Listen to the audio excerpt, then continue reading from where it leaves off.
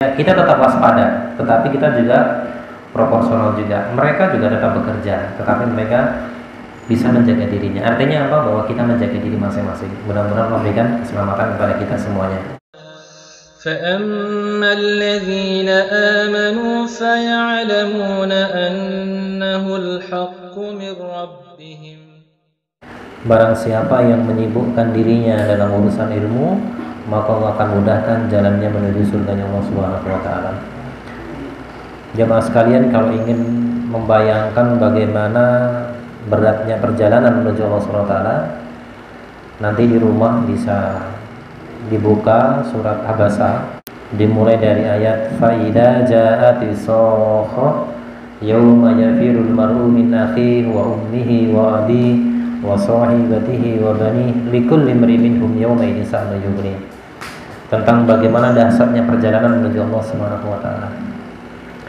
Sehingga menjadikan para sahabat Nabi menjadi orang-orang yang begitu serius di dalam bermujahadah, di dalam mereka beribadah kepada Allah Subhanahu wa taala. Khalifidin azani Allah, selalu kita ingatkan, selalu kita sampaikan bahwa hari ini kita masih merasakan ujian yang luar biasa.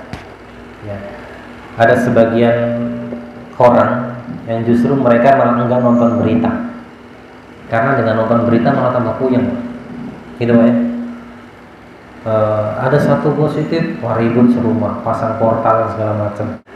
Saya baca sebuah artikel, intinya begini Pak. Hari ini Valentino Rossi masih balap motor nggak Pak? Masih. Muhammad Salah masih main bola Pak? Masih. Jadi dokter itu mengatakan dalam tulisannya, virus ini ada, bukan berarti kita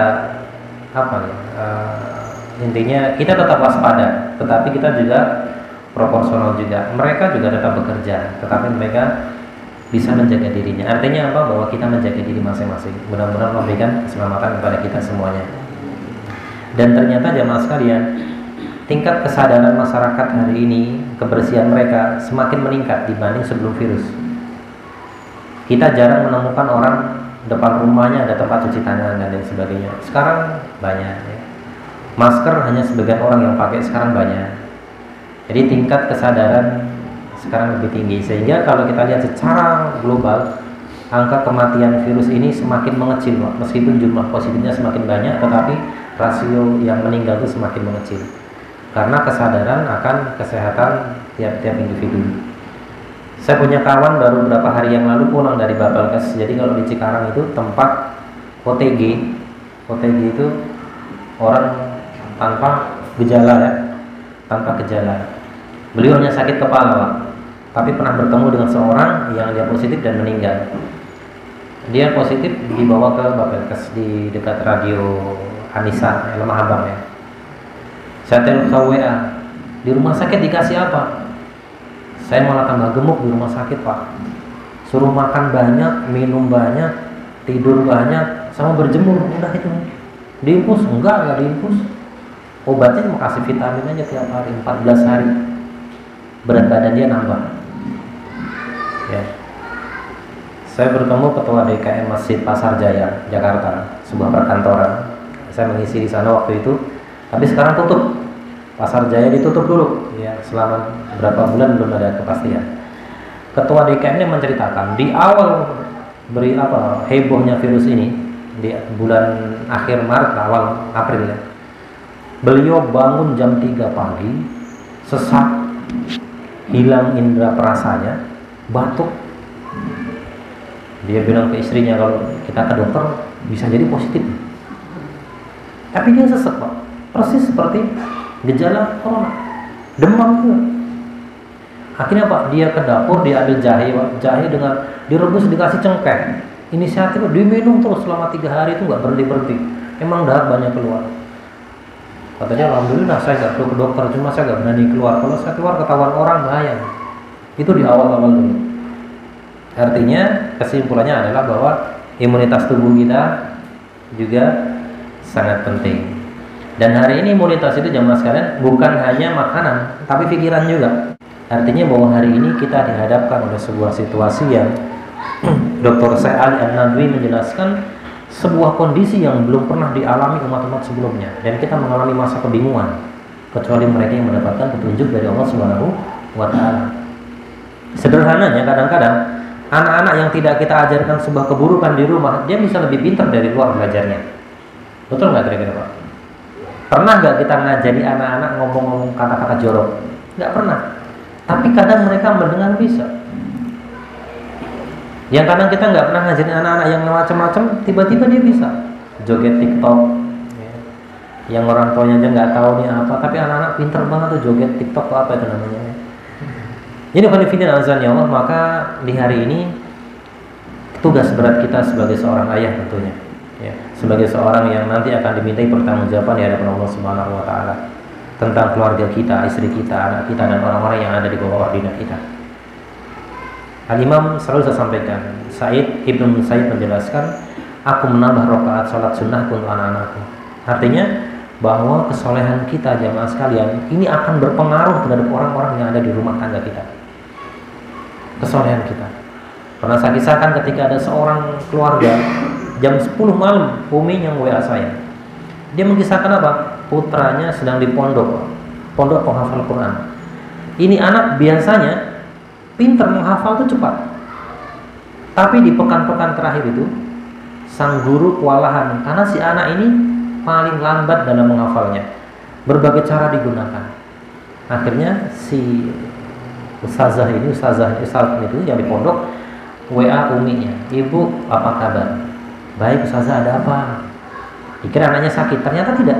Ibu, mohon maaf, ini putranya di pondok hafalannya agak terganggu. Boleh saya bertanya, apa ustazah? Apa ibu dan bapak di rumah 5 waktunya enggak kejaga? Apa bapak dan ibu sudah tidak tahajud lagi di rumah, sudah lama tidak tahajud? Saya merinding Pak, ibundanya cerita ke saya. Dan dia cerita, ya ustazah, mohon maaf, akhir-akhir ini kami sudah tidak Senin Kamis lagi.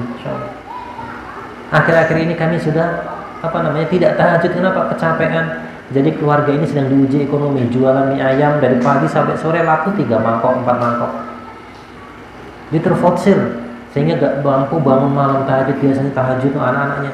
Artinya apa? Semakin menguatkan kesadaran kita bahwa jamaah sekalian, kesolehan kita ini sangat berpengaruh pada anak-anak kita. Sehingga kalau mengharapkan putra-putri yang saleh dan salehah, bukan mahalnya sekolah yang menjadi takaran. Sekarang sekolah mana Pak? Sekolah yang terkenal sekalipun nggak mampu menjadikan anak-anak terbaik. Tapi sekarang kembali lagi ke konsep rumah belajarnya. Hebatnya sekolahan sekarang nggak mampu mereka, tapi mengembalikan ke rumah, ke orang tuanya. Ada orang tua di antara kita yang pusing ya, pengen cepat selesai, pengen anaknya cepat sekolah. Apalagi kalau lagi ujian ya, yang orang tuanya dulu belum pernah misalkan dapat pelajaran ini dan itu, anaknya harus selesai segala macam. Kita di sekolah, di tempat istri saya dikasih angket orang tua, apakah ingin online atau offline? Saya paling nantang saya offline, anak saya belajar di rumah. Karena kalau sekolah 1 jam pulang ya. Sedangkan di Cikarang itu kan, di dekat perumahan saya itu, saya ceritakan ada perumahan yang banyak kasus COVID. Alhamdulillah di perumahan kami tidak ada. Syukur Allah SWT. Jadi kita di masjid juga normal Pak. Bahkan masjid-masjid sekitar perumahan kami itu sudah banyak yang masih. Sekarang tutup lagi Pak, banyak tutup masjid. Tapi perumahan kami, bismillah, buka terus. Gaspol kata ketua DKM-nya. Gaspol bahasanya, terus sampai sekarang. Jarak, nggak ada jarak di antara kita. Wah, gaspol. Sampai sekarang. Malah tambah ramai masjidnya, bersyukur. Ya. Jadi khonifitin azan ya Allah, kembali lagi bahwa pendidikan kembali ke rumah. Oleh karena itu dibutuhkan kita orang tua yang qawi, yang kuat. Kalau kita baca surat Luqman, ya, luar biasa nasihat Luqman kepada anak-anaknya. Ya bunayya la tusyrik billah. Ini salah satu kurikulum yang terbaik ya, dalam pendidikan tentang akidah. Kemudian Ibrahim, bagaimana Nabi Ibrahim mengkader anaknya bukan ke orang lain tapi di rumah. Ya. Kita selain menjadi ayah biologis kepada anak-anak kita, hendaknya kita juga menjadi ayah ideologis, Pak. Ideologis. Jangan sampai anak kita ideologisnya orang lain yang ngajari, dapatnya dari luar. Nah, sekarang banyak nih ideologi yang bertentangan dengan Islam. Ya, yang penting jadi orang baik. Nggak ibadah nggak apa-apa, yang penting jadi orang baik. Nah ini kan suatu yang subhanallah.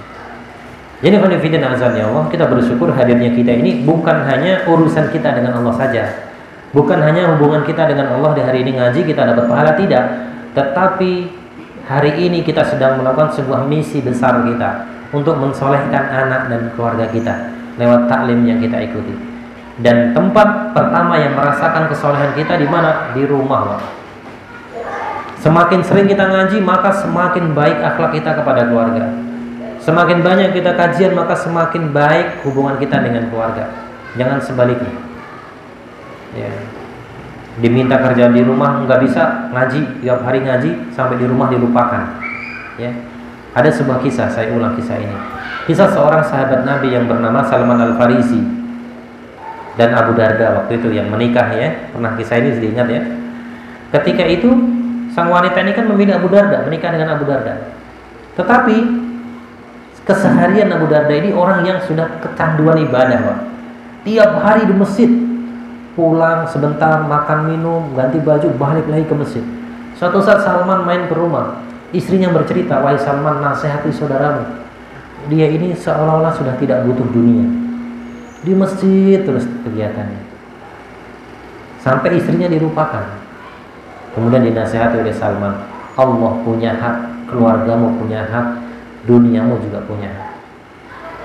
Jadi keluarga juga penting untuk kita semuanya, Pak. Apalagi sekarang ketahanan keluarga ini yang luar biasa kita harus perhatikan di tengah badai ujian yang sungguh sangat luar biasa. Summa yumitukum summa yuhyikum summa ilaihi turja'un.